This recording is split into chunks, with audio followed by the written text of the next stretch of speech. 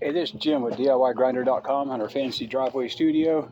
We'll be working on the Gladius sword some more today with our DIY grinder. Got two edges knocked down, kind of close.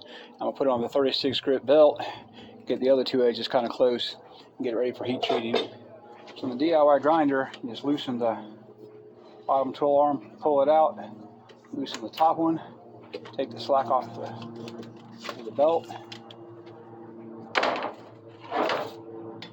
The other belt on.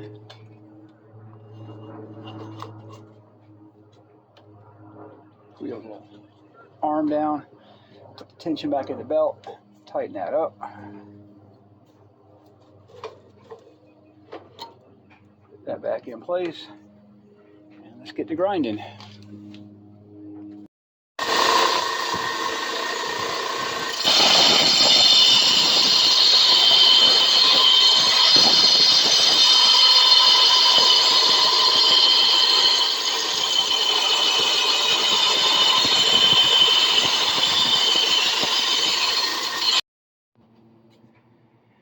I got my Gladius sword kind of roughed out here, ready for heat treat.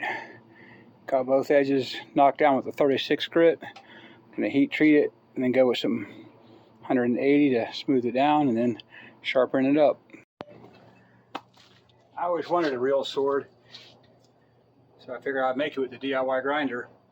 The grinder itself doesn't cost much more than just buying a proper sword, not a made in Pakistan fake sword.